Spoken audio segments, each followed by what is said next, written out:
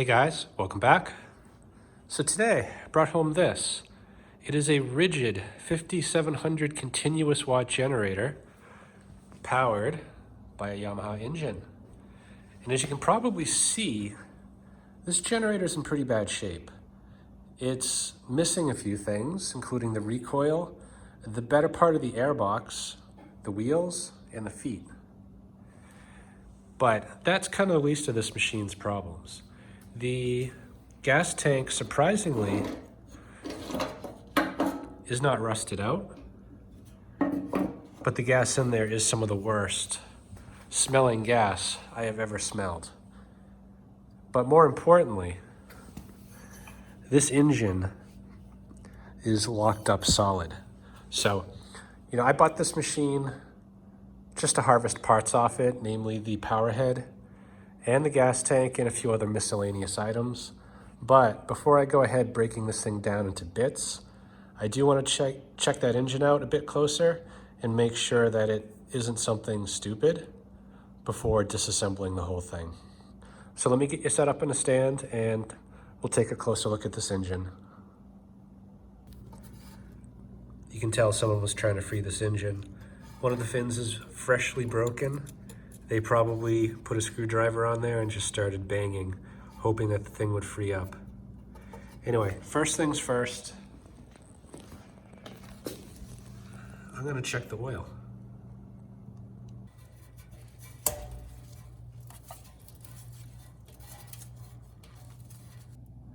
There's some oil in there, but it is quite low.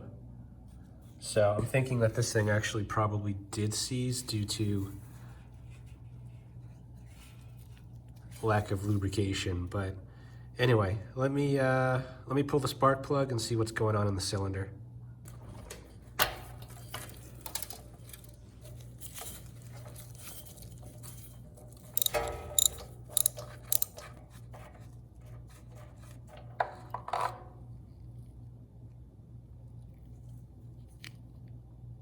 It's hard to tell looking down the spark plug hole, but I don't see, well, I don't know if those are cracks or what those lines are there. But the piston's there anyway. That's saying something.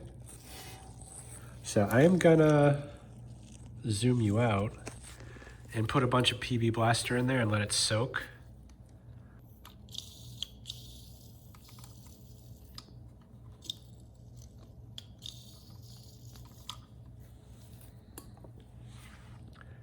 And while that's soaking, I'm gonna pull the blower housing off and just see if I can get a better look at that flywheel. There's also a very slight possibility that the magneto could have rusted to the flywheel. Unlikely, but might as well check.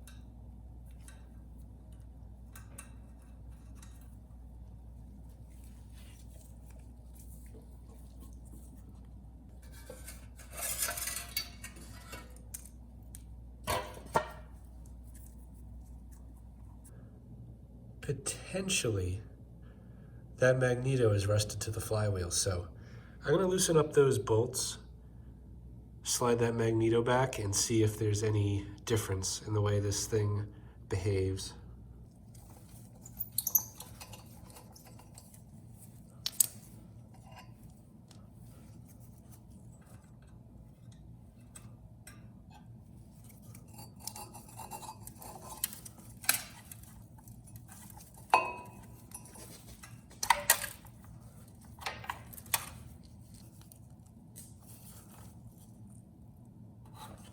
Ooh.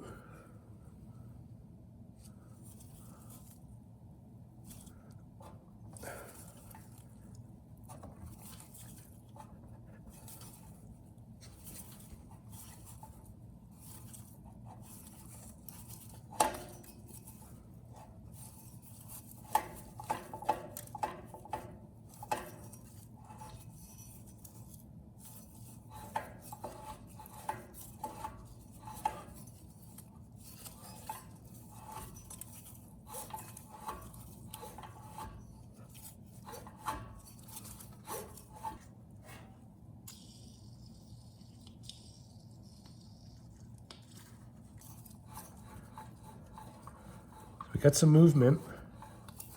It's getting hung up at top dead center and almost at bottom dead center, but this is pretty good actually. I put a lot more PB Blaster in there as well as some WD-40.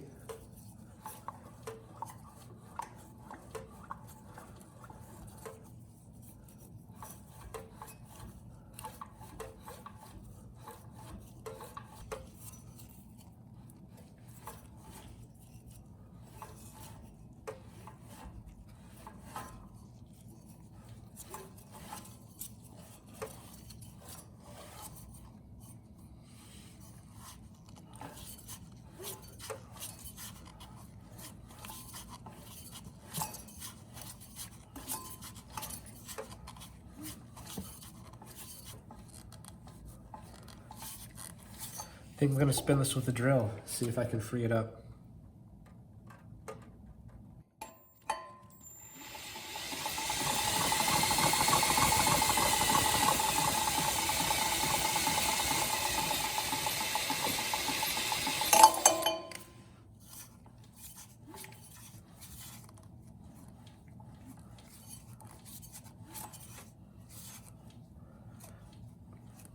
I actually think that's okay.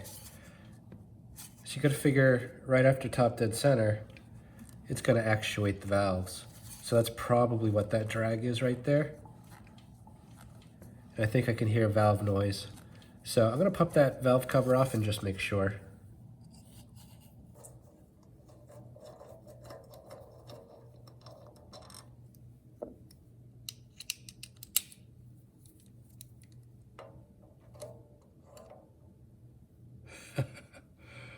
Okay, that one comes pre-broken. So all the bolts are out, more or less.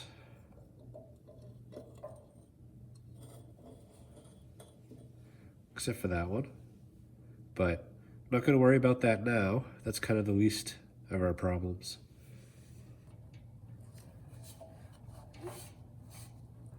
Right now we're at top dead center. And that valve's tight, there's no clearance. So that valve most likely was hanging open, and that's why you see these marks here, because it was probably burning the valve a bit. This intake does have a bit of clearance. Exhaust has nothing. So that needs to be adjusted. The broken bolt, thankfully, is sticking out a bit, so I might be able to get that out.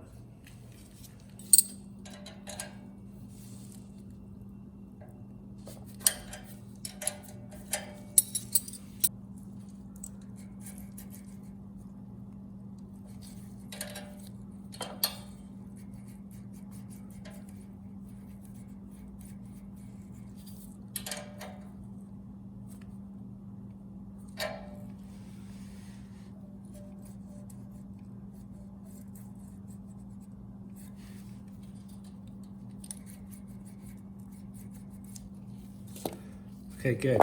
They're both set to 4 thou. I didn't have to touch the intake. It was already good. If anything, it might be a touch loose. When I say touch, it might be 5 thou. But they're both within spec now.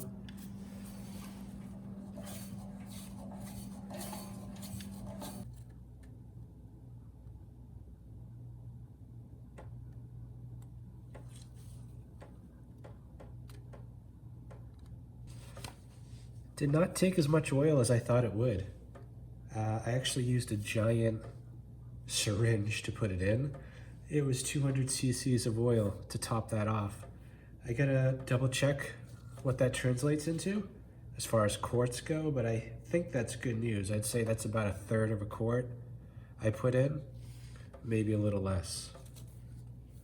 And an engine this size would usually take, well, about a quart, I would think. So let me look that up, and I'll be able to tell a little better how low we actually were. Put the coil back on. Just gonna check for spark real quick.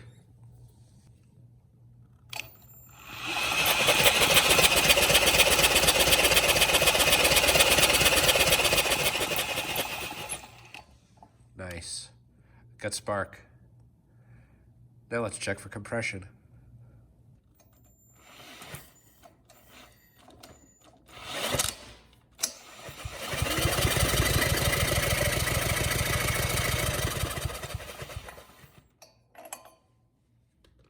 That's almost 70. Generally 70 would be bad, but this has a compression release. And with compression release, at least with this size engine, you usually don't see above 60. So, I think we got compression. I know we got spark. Now we need fuel.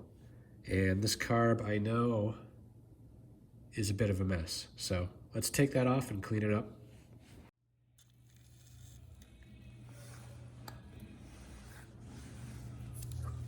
This throttle plate's completely frozen up, so I want to see if I can get it to move a bit.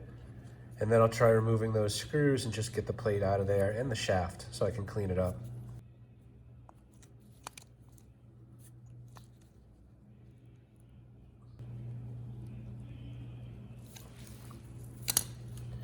Yeah, it's not moving, so I'm going to leave that on there. I'll probably just soak it in the ultrasonic and try it after the soaking.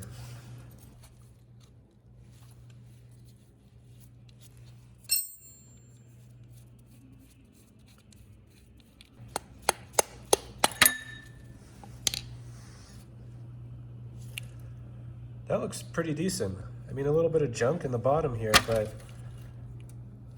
it looks pretty good, all things considered.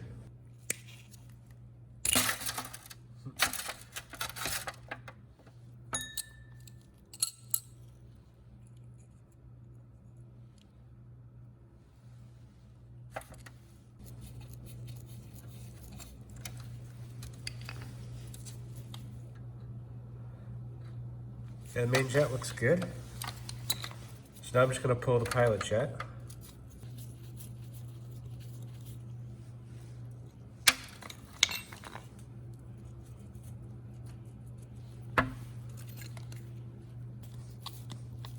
This jet is just a push fit.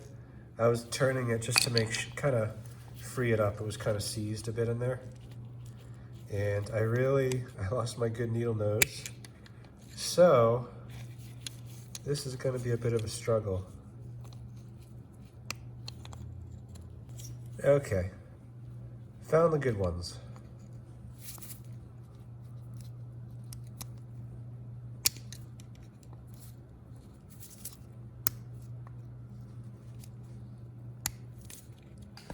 Plan B, there's a hole here. Doesn't go all the way through, but I'm hoping that it'll catch a few threads and allow me to pull it out. Maybe.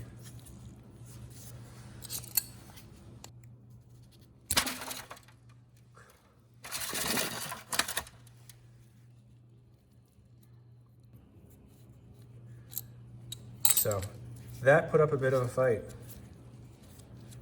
It would never have come out without using a screw here. That's pretty much everything that comes off of here.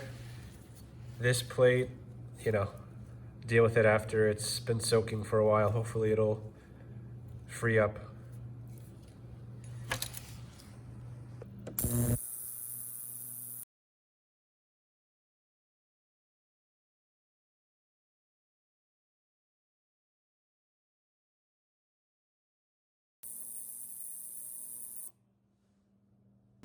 Overall, it cleaned up pretty well, and I was able to get this out and just wire wheeled all the rust off, so I think this will function just fine.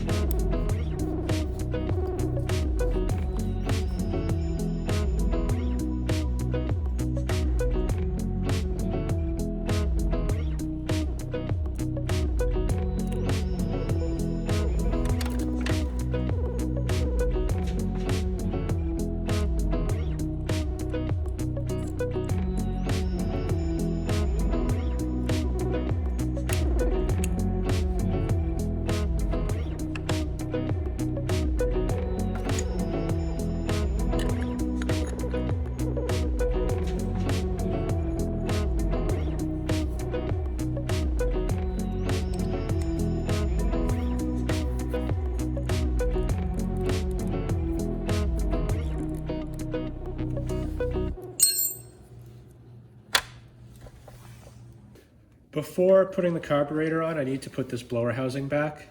And I have since received the recoil, so I'm gonna assemble that and then put the whole blower housing back on.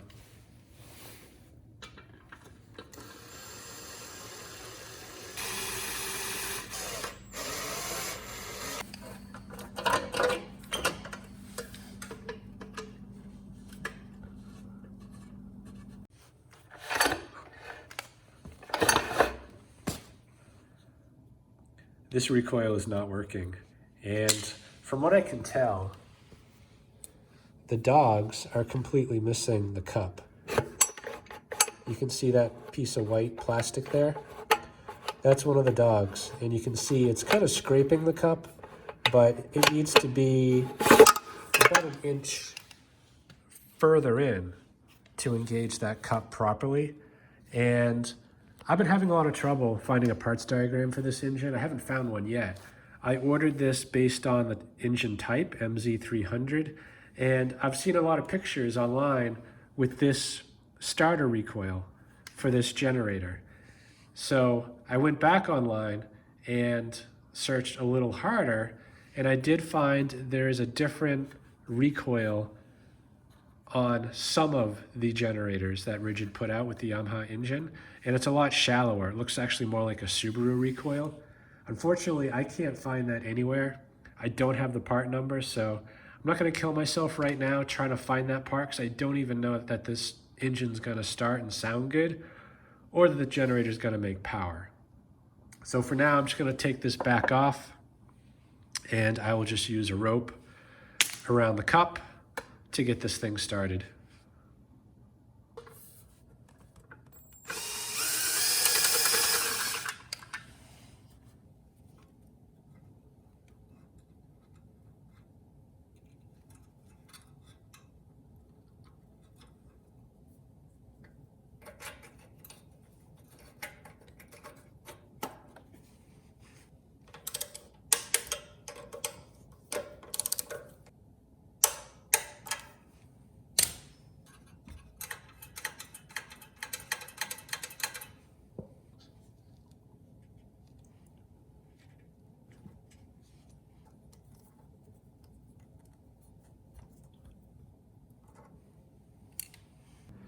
Been working at that broken bolt for a while.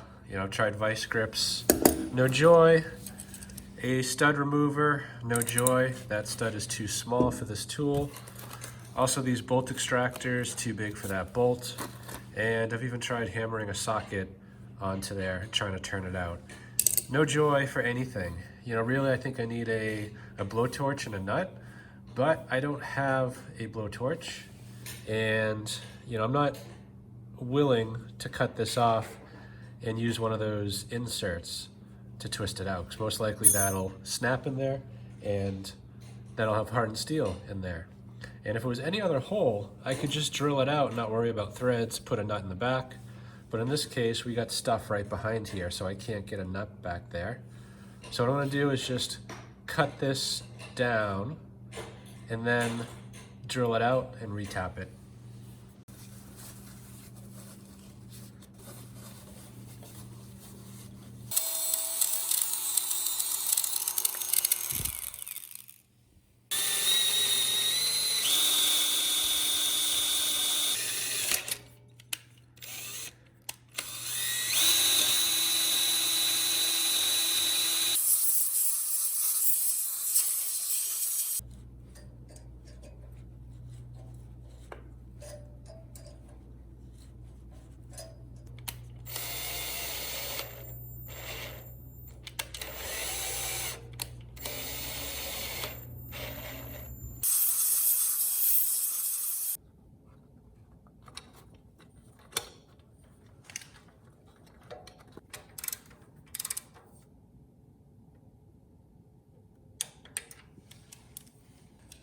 And finally, I get these junky old tires hanging around. I actually pulled them off a generator because the hub is kind of broken. It's not supposed to be spinning like that. The ball bearing's supposed to be doing the work.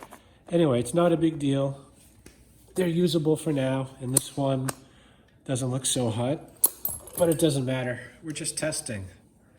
And this will make it much easier to roll it out and do a test. So hopefully they go on.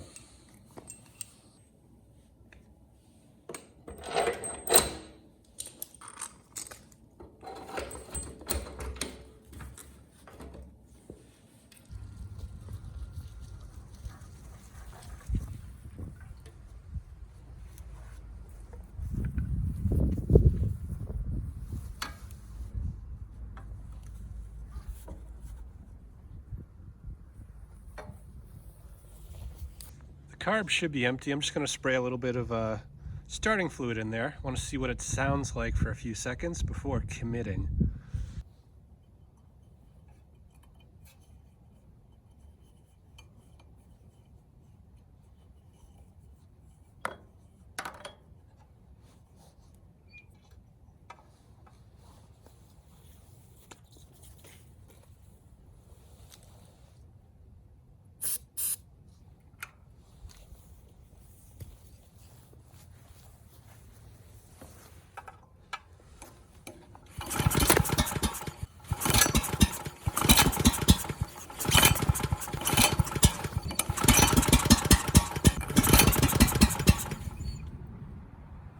Wasn't really starting with starting fluid, it was just puffing a little bit of smoke. I did turn the gas on. I'm going to try it again. And just note, I did turn the governor spring down, so if it does start, it's probably going to run a bit slow. I hope.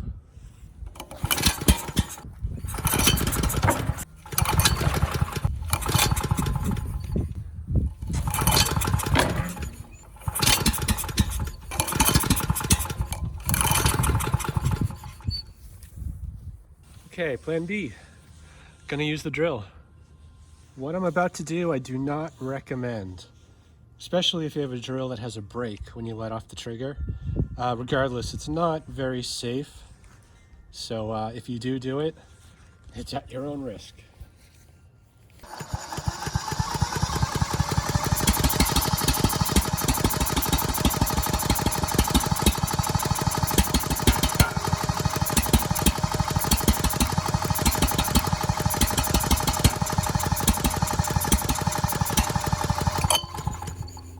So that is a no-go. The engine will not start, not enough compression.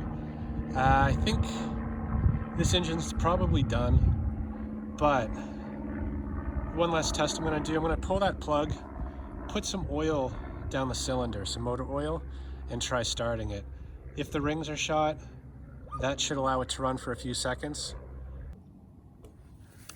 It's probably way too much, but who knows?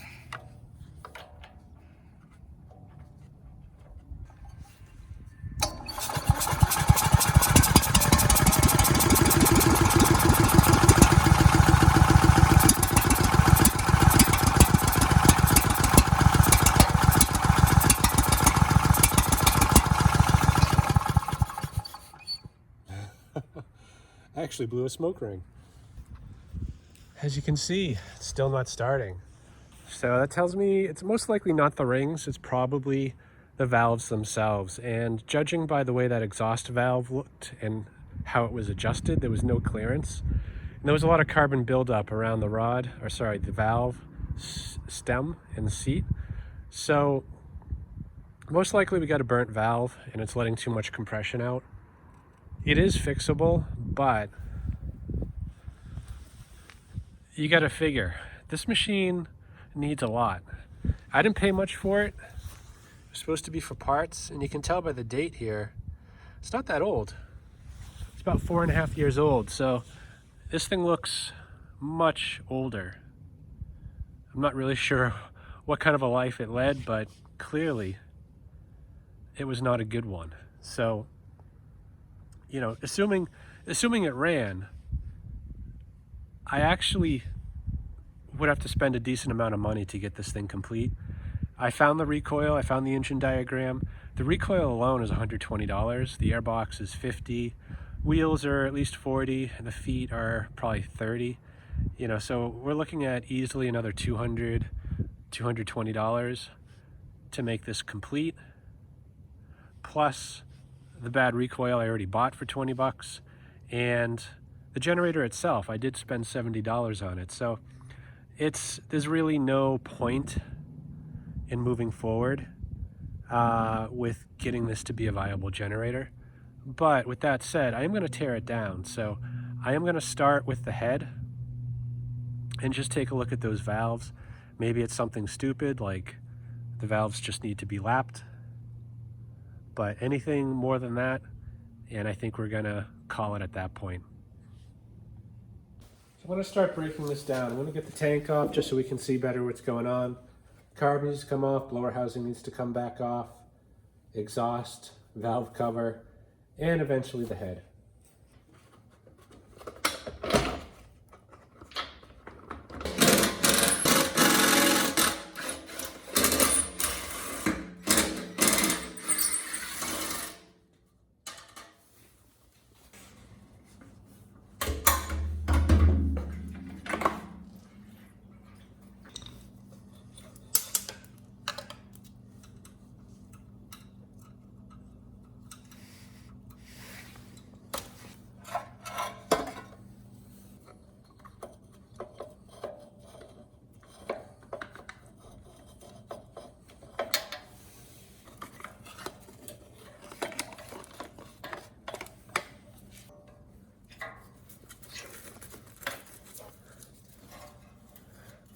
Wow, that was quite loose.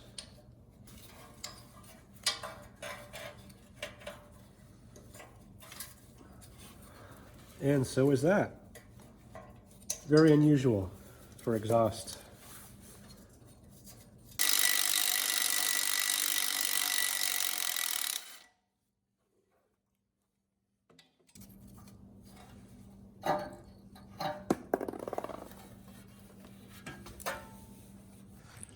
So real quick, before I pull the head off, I got it at top dead center on the compression stroke, a touch past. You know, the valves are closed, and I removed the spark plug. I also put some vice grips on the flywheel because what I want to do is I want to pressurize the cylinder. When I do that, it's going to want to rotate the engine to bottom dead center, and I don't want the valves opening. Anyway, I am pretty sure it's the exhaust valve. So yeah, let me set you up on that side. And you can actually see it right there. And I'm going to pressurize the cylinder and listen for leaks.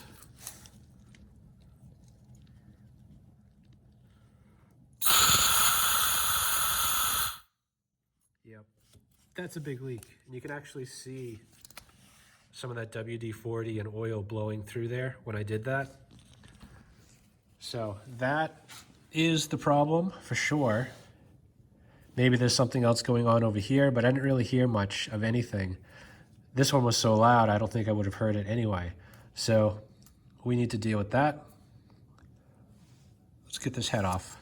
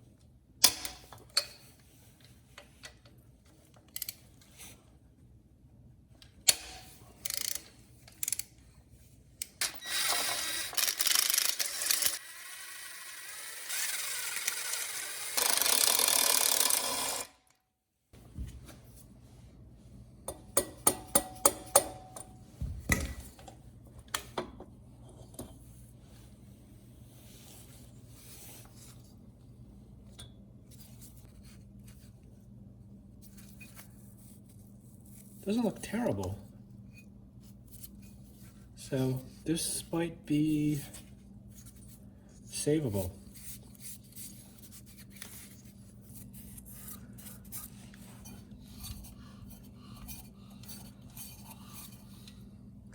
Piston and cylinder actually look pretty good as well.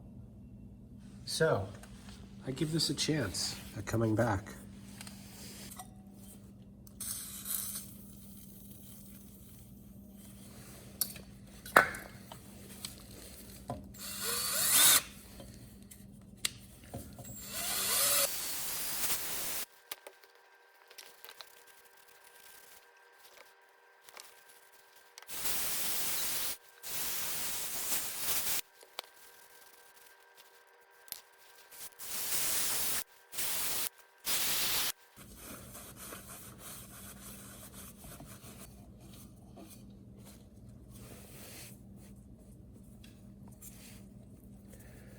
Yep. Piston's nice and tight in that cylinder, so this is good. If we can fix that valve, I think we'll be in good shape.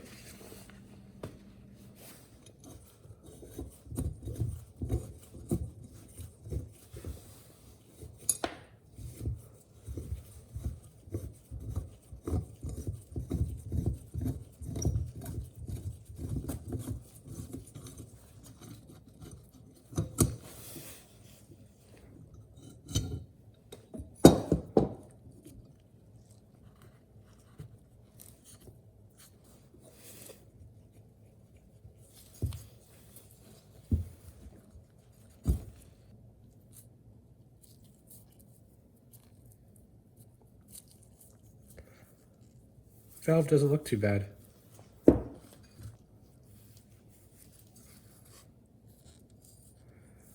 little bit of corrosion on the seat, but also not too bad. So I think this just needs to be lapped and then we should be good.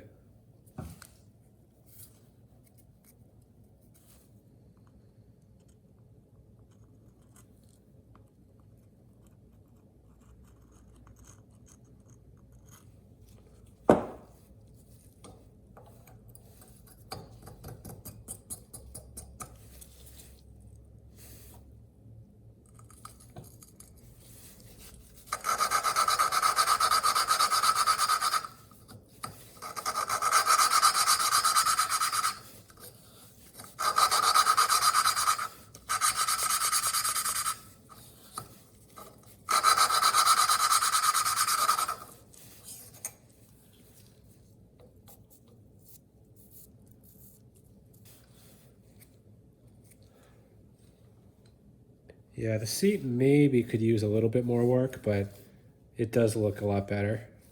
Probably do this a few more times just to make sure.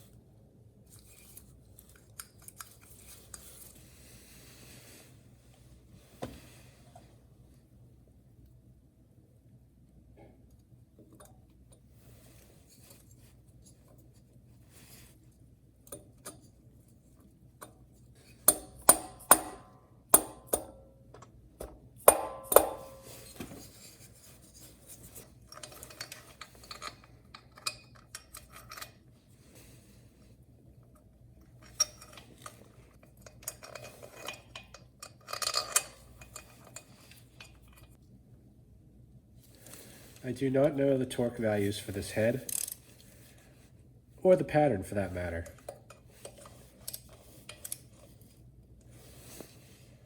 But I'm going to do a crisscross pattern, start with 100 inch-pounds and go up to about 20 foot-pounds, maybe a little more depending upon how it feels.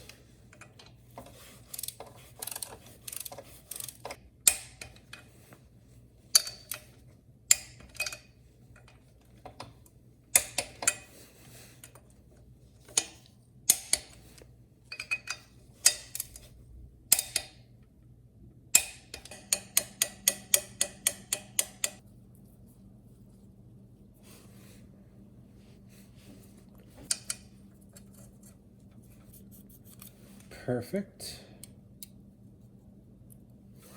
Tight.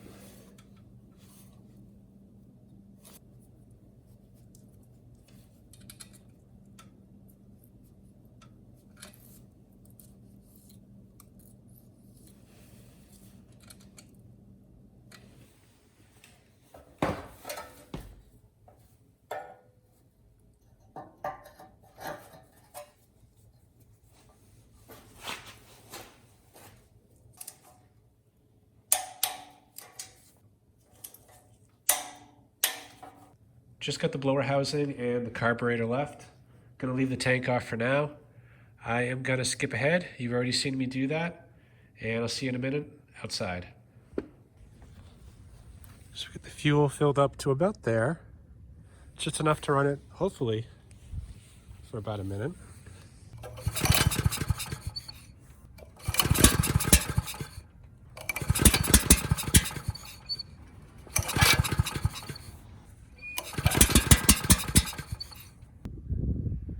Not sure what's going on here. I know the valves are good now, although I didn't take the intake apart. Maybe I should lap the valves again. Other than that, I'm not sure what I'm missing here. So back here again, this is top dead center. And that's the position of the magnet. And I've been spinning this engine clockwise. So by the time it fires, it's going to be right around there. And you can see the piston is an inch down, and most likely the exhaust will be opening very soon. So maybe either I'm turning the engine the wrong way, or maybe when someone was hammering on this, they broke the key. So I'm going to pull this cup off and take a closer look at that.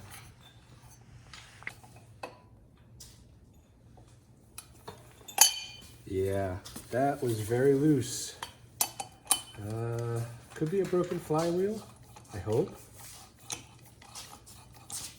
Not a flywheel, a broken key.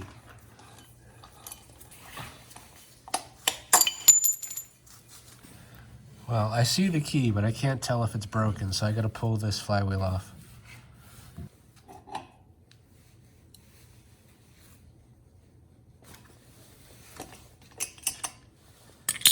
That was easy.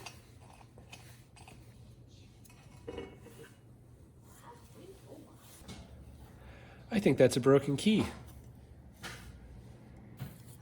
So half of it's in the flywheel, half of it's here on the crank. I'm just gonna pop that out, and maybe, I actually don't think I have a key hanging around that'll fit that, but let me take a look. That's all it is, a key. Fortunately, I don't have any. I just checked Harbor Freight has a little set of 80 keys for 10 bucks. So I'm gonna be making a little trip. Got the new key. It seems to be about the same size. It fits a little bit looser, but that's all the options I had. So the key way is on this left side, kind of facing down a bit. And I put rope in the cylinder so I can't turn it anymore. So I'm just gonna put a dab of grease to help hold it in. At least that's the plan.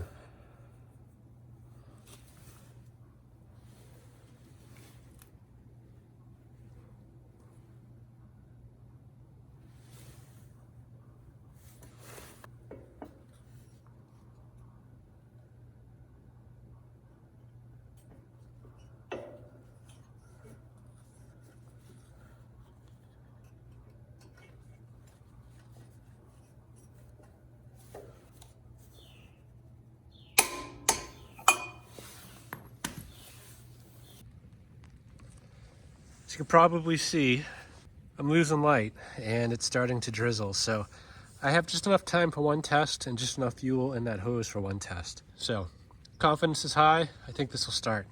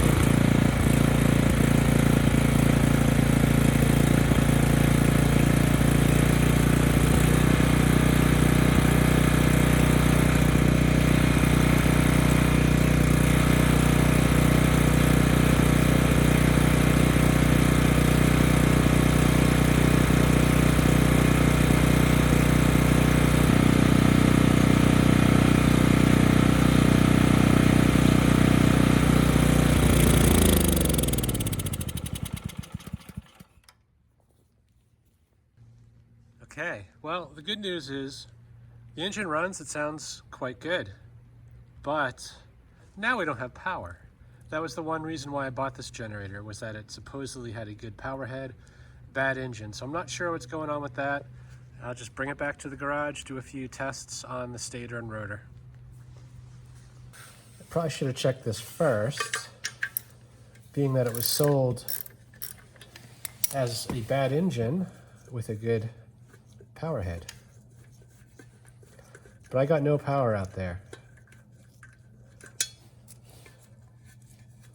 And usually when there's no power, there's not much you can do to get it back.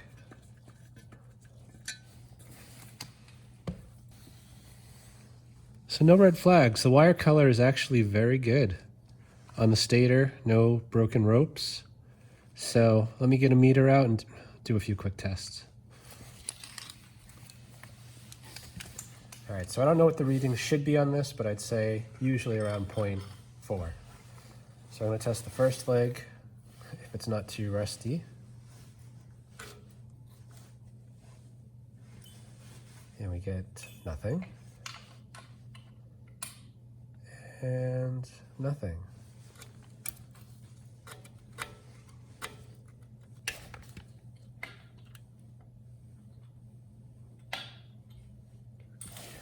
So I'm going to take these wires off and try to test them more direct, hopefully in a spot that's not rusted out, if they come off.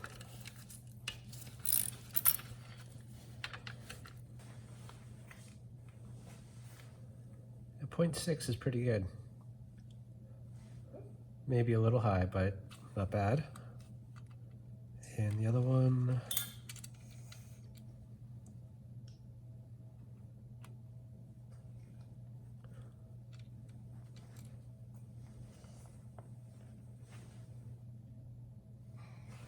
let's call that a 0.5, 0.4. That one seems healthier.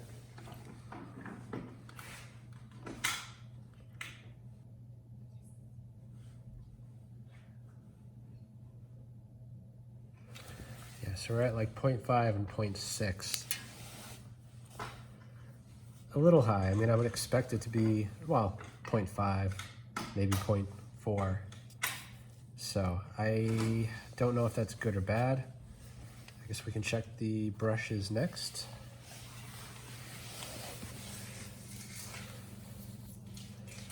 I have an AVR hanging around that looks like this, so I could try swapping that out if need be. And just note the red is on the left.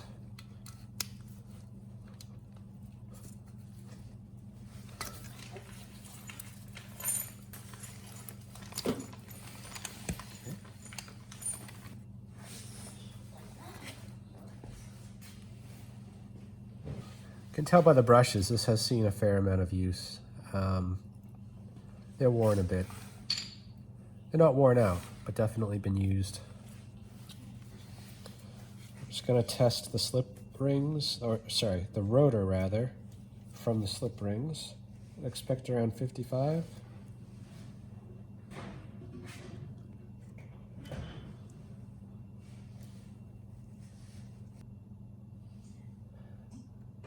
Yeah, 57 is a good reading. So the rotor is definitely good. The stator, I'd say it's slightly high, but not ridiculously so. And I see no signs of an issue as far as overheating on the stator goes. So I would tend to think that the stator and rotor are good. Maybe it's the AVR or the brushes, so I will try swapping those out and do another test. Old AVR, new AVR. As you can see, they're the same, except this one looks a little better. So we'll try that one and the new brushes. And yeah, these actually don't look as worn as I thought. I mean, these are almost new here on the left, and there's not a ton more material.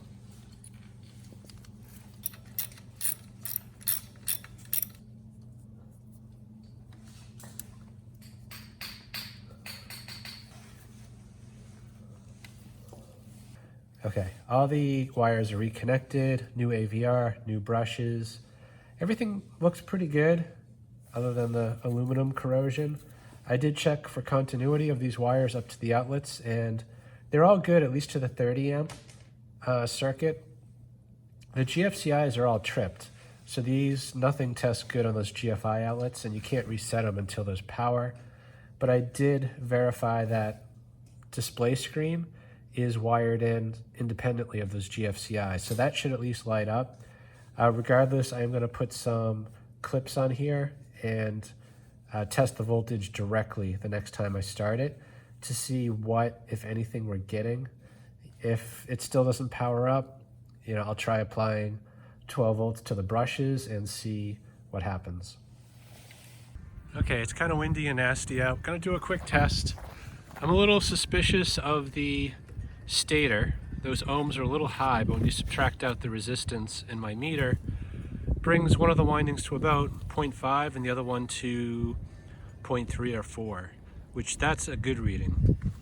I also tested these blue wires coming out here, the auxiliary winding for the excitation field, and it was about 1.5 ohms that supplies the power to the AVR, and that was good.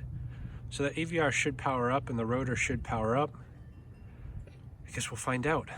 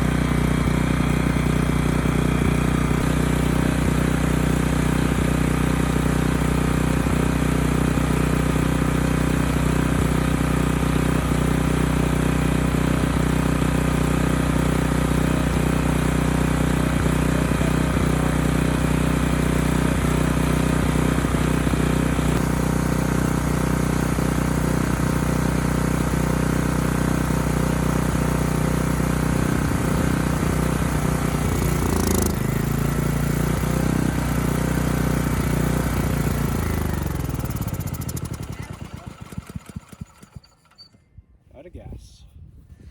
So overall, I'm pretty satisfied with the way this turned out. I'm still missing a lot of parts, but replacing that AVR is all this thing needed. It is now making good power. It's 126 volts. I got it at 61.5 hertz. The meter on the front works, although the voltage is reading almost 300, which I'll take a closer look at that. But the rest of the display settings seem to be working, and if I read it right, this has about 1,500 hours on it, so it did see a fair amount of use before being retired and revived. Anyway, I'm gonna order those missing parts and get this thing finished up.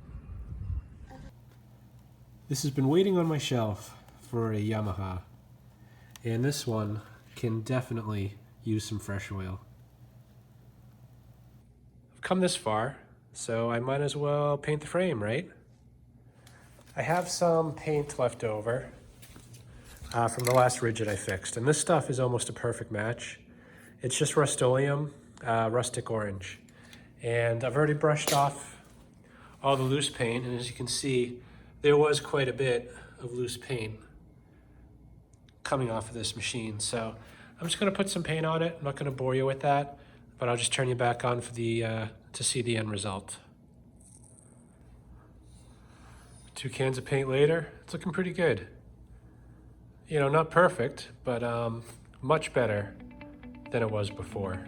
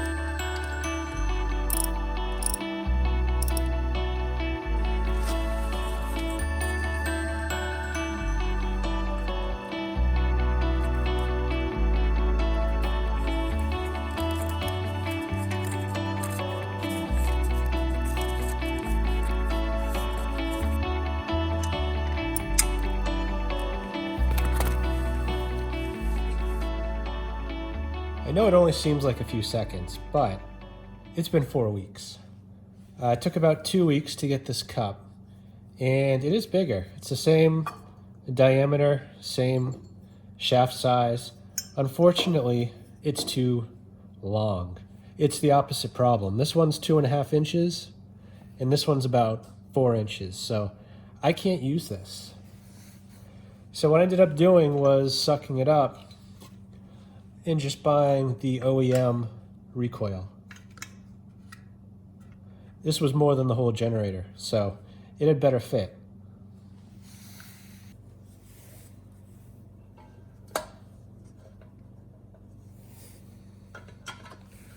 You'd think they would at least include the Yamaha sticker for the price I paid. That's probably extra.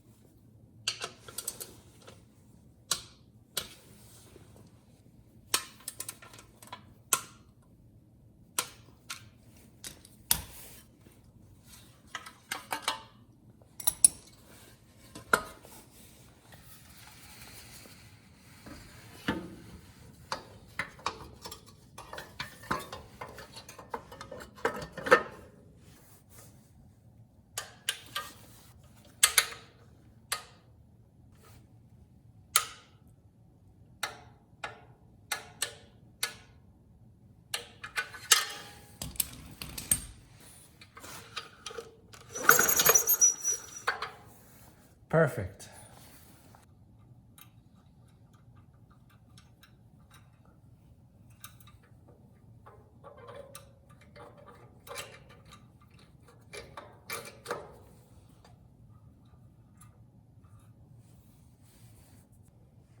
This is the airbox I got for it. It is actually for an MZ360, the next model up. And I saw a few posts listing this as compatible with the 300 and the 360.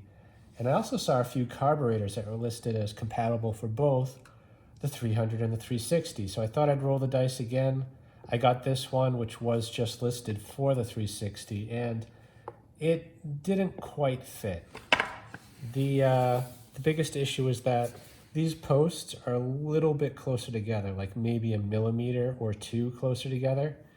So I did have to elongate these holes just a little bit, and now it goes right on. The other thing too is that this fuel tank has a vent coming down to the airbox, and this airbox did not have a hole to accommodate that, so I did have to add a hole right there. But those were the only two modifications. I think the rest of this should go on without an issue.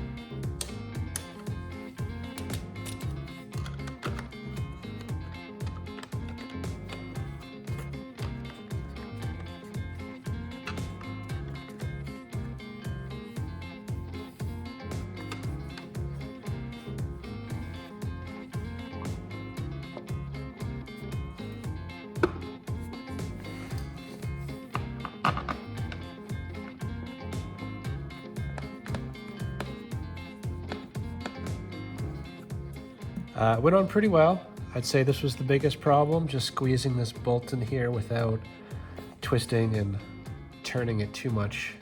I was afraid I was going to break my new box, but it's on. It's good. Now how about some feet?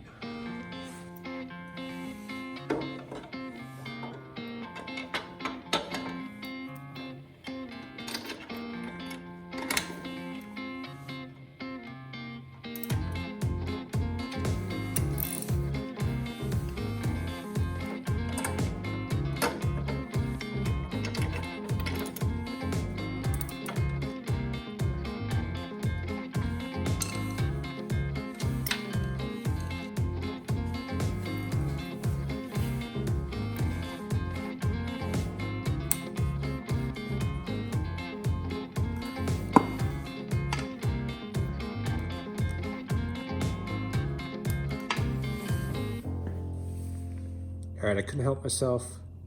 This was bugging me. So I'm gonna just pop these screws out, pull the plate forward, cut these tabs off on the inside and remove this old one and install the new.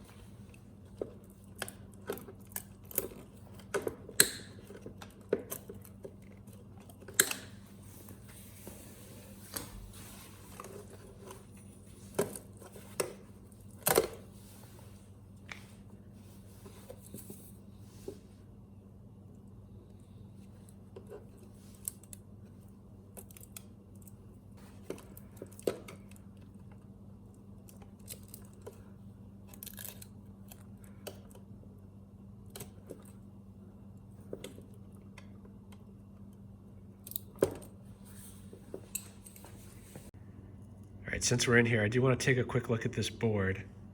As we saw earlier, the voltage was way off, the voltage reading. And I mean, this board is not available anymore. And most likely it's just a bad resistor or capacitor.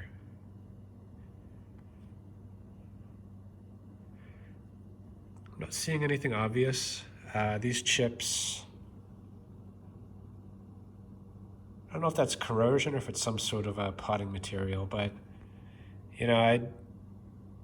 there's nothing standing out. So yeah, I'm not gonna worry about this for now, but maybe we'll dig into this later.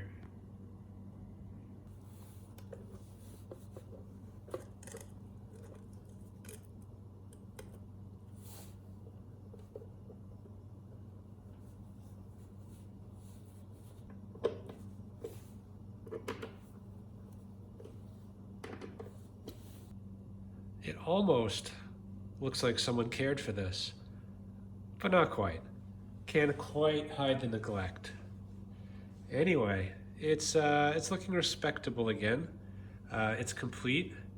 We got feet, we've got an airbox, we got wheels, we got a recoil, and we got this weather cover for the outlets. So I think we're good. So I'm gonna bring this outside, do an extended test, put it under a moderate load and run it for a while. Just make sure there's nothing else that I missed on this.